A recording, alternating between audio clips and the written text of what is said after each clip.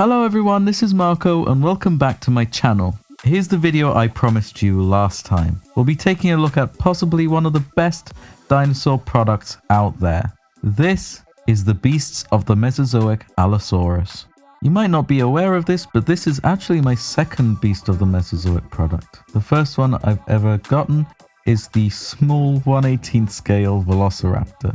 It's absolutely tiny and adorable. I love it. So yeah, this is actually my second one. Now, first of all, I'd like to thank Martin for sending this over to me. Thank you so much. You're way too generous. So let's not waste any more time and let's take a look at the box first. Straight away, the box looks really striking. You can see a massive window right in the front, showcasing the product itself in all of its beauty. And on the right, we have a beautifully drawn picture of the animal itself with the same coloring of the figure. On the bottom, there's the name of the specimen, and on the top, we have the Beasts of the Mesozoic logo. It also says that this figure is for collectors, so it's from 15 years up. On the sides of the box, you can see the Beasts of the Mesozoic logo. On the back, we have a beautiful picture of the model itself, and a nice description too, complete with dinosaur stats. And there are also some beautiful pictures of some other products belonging to the line. So let's go ahead and open the box.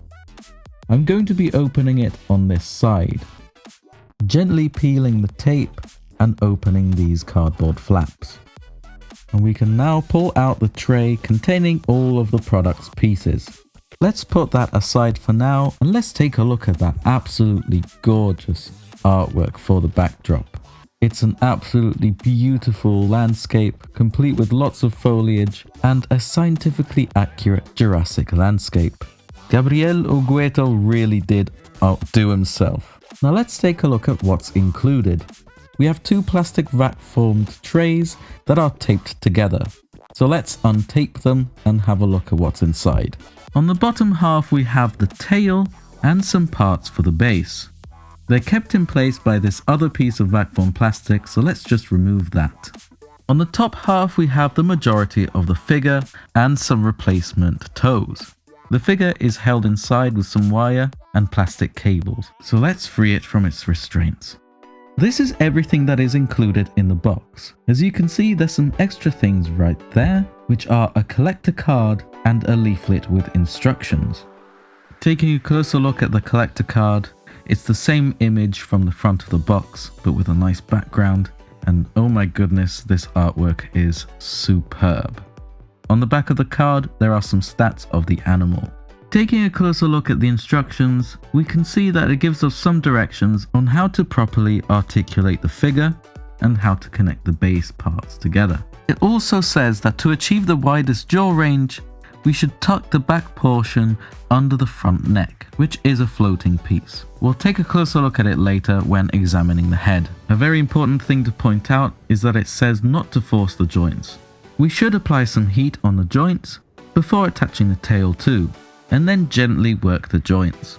I followed the instructions on the leaflet and assembled the base like this.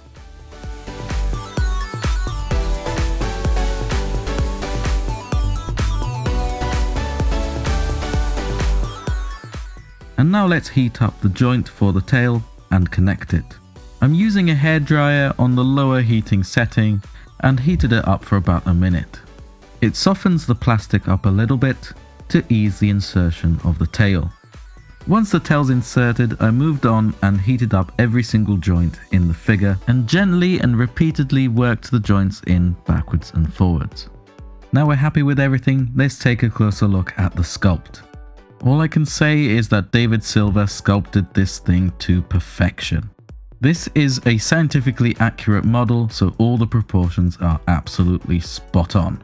The guys at Creative Beast Studios really know what they're doing. They're absolute masters in their craft. And it shows. As you can see, compared to some skeletal drawings, this thing is perfect. So let's take a closer look at some of the elements in the sculpt. Let's start with the head. The head follows really closely what we see in the fossil record, and there's some extra bits added to it that really sell the realism. There's some really nice folded skin around the eye that looks just really organic. And overall, there's some scales, they're really small and quite realistic too. It looks fleshy, but you can still identify some parts of the skull. I think David here found a very good balance between still being able to see the skull and the amount of flesh. It's definitely not shrink wrapped like the majority of some dinosaurs in Jurassic Park, and there's not too much flesh on it either. This is just right to me. It's all very tastefully sculpted. There's a lovely big lacrimal crest on this sculpt too. I think its size is within reason as well. It's not too big and definitely not too small. The quality of the sculpt really does show the difference in material between the crest, which is supposed to be more keratinous, compared to the skin. There's some really nice big lips on this that cover all of the teeth when the mouth is closed. And looking at that nostril area, I really appreciate how fleshy that nostril looks. It's really, really good. Looking at it from the front and from the top, you can definitely tell how much skinnier real dinosaur skulls usually are compared to what we're used to. I think we're all quite familiar with the Jurassic Park dinosaurs. The skulls on those specific ones are quite wide, definitely wider than how they were in real life. Taking a look at the inside of the mouth, it is sculpted to perfection. I mean, what did we expect? Those two holes in the upper part of the mouth, the internal nares, are present, and that's very good. I like how the tongue is sculpted too. It is a separate piece and articulated. I love how realistic the teeth look too. They're quite small, but very sharp looking. So moving down to the neck, we can see loads of little folds in the skin, and it's all sculpted so nicely. There's some bigger creases along the top of the neck, behind the head, and then some much thinner, sort of wrinkly looking skin by the throat. Moving to the torso, we can see the texture is lovely and crisp. There isn't that much definition in terms of muscles and bones showing. This looks like a very healthy animal. The skin wrinkles from the throat continue down towards the side of the torso too, and kind of on the belly. And if we look at the belly closely, we can see some beautifully sculpted scales there. I love how realistic the arms look too. They don't look too long or too short, and it doesn't have pronated wrists. The palms of the hands actually face each other, and that's really good. I love how big the claws are and how meaty they look and strong and powerful. And they look that strong and powerful without having too much obvious muscle definition either, which makes this quite realistic, because not all dinosaurs would look like gym bros. It's interesting that they decided not to sculpt any scutes on the hands. Correct me if I'm wrong, but I think I remember this from a Your Dinosaurs Are Wrong episode. Scute scales that we usually would find sculpted on dinosaur models, especially on the limbs, on the toes and the hand claws, are in theory modified feathers.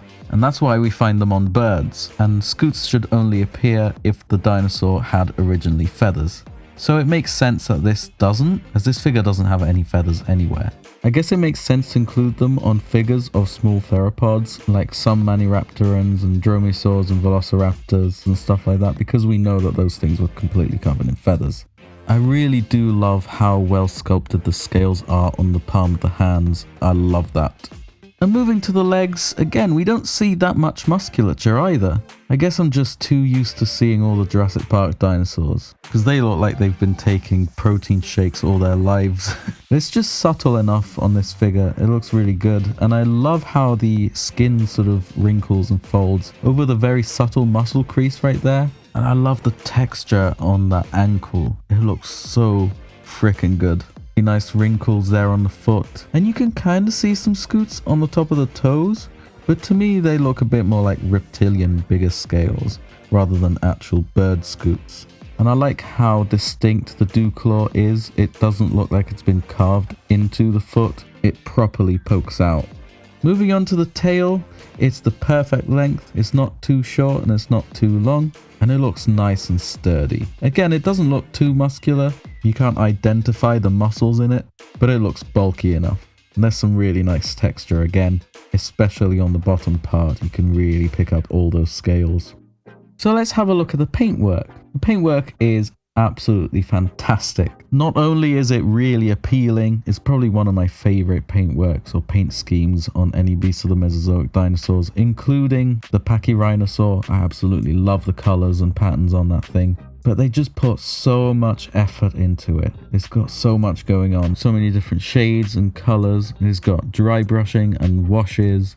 It's superb. It's mainly a bright green color with lots of brown stripes and some dark patterns here and there. It reminds me a bit of an iguana. Let's take a closer look at the head. The head again is mainly green, but it's got some very striking blue crests and stuff over the top of the snout on the ridges. It looks so pretty. Stunning. It has some dark red, maybe even some dark orange around the eye, and some orangey striping going on as well on the top half of the head. It has some dark stripes going across the mouth, and there's so many different colors. Like the tip of the snout's a bit more yellow, the rest of the head is more of that bright green, and it's got some washes over it, just to tie everything in together. The mouth is painted with some nice bright orangey pink, and it's been glossed to heck. It's super shiny. I don't get the impression that this figure was pigmented in any way. Like the base color is painted green. Every color looks painted onto the figure itself, which could be a problem when posing and articulating the figure because it might rub off the paint and you can see some of the base plastic color. But I can't imagine myself picking this thing up as much as other figures like Hammond Collection. So I wouldn't be posing this thing too much, and therefore there wouldn't be much paint chipping at all. To me, this is more of a pose once or twice kind of deal and then leave it on the shelf looking gorgeous forever in that same pose. The neck is green, but there's some nice off-white counter shading, and the striping looks to be a bit more maroon. Moving down to the torso and the arms, you can see that the shoulders have some brown on them, and then it goes down to the green again on the arms. But the hands are a very interesting mix of colors. There's some orangey reds over the back part of the hand, but on the inside, on the palm, it's a bit more yellow with some nice dark brown washes. The claws are painted with some really glossy black paint. The body again is mainly that green. Over the top on the back, there's some brown stripes, and on the bottom, there's some yellow counter shading, which is really nice. All tied in with a really nice dark brown wash again. The patterns on the legs are a little bit more randomized. There's a nice big blotch of darker patterning on the knee and some more round patterns on the thigh. Moving down towards the feet, the colors sort of mimic what we see on the hands. And again, there's a lot of that really glossy black paint on all the claws, including the dew claw, of course. And finishing off with the tail, the brown stripes continue all the way down to the tip. And there's that lovely counter shading again. Now this is the part of the video where I'll go deep into the articulation, but I really don't want to spoil this figure. I don't want to get paint chips at all, so I'm just going to show you a little clip of me warming up the joints of the figure so you can kind of get an idea of what parts actually move.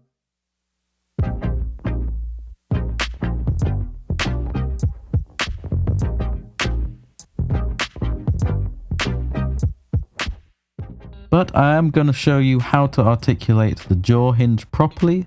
As stated on the instructions, you can open the mouth wider than you actually think, and that's done by tucking the bottom jaw part underneath the floating neck piece like this. At first I thought the tongue was glued in crooked, but then I realized that no, actually this is articulated. You can move the tongue around. Also, another thing I should mention is that the underside of the tail has these little holes.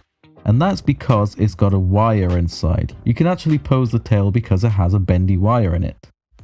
Now we've finished taking a close look at this figure, it's time for a verdict. Now you probably already know what I think of this figure, judging by how I talked about it during the review, but I think this is probably some of the best stuff out there. It's worth every penny.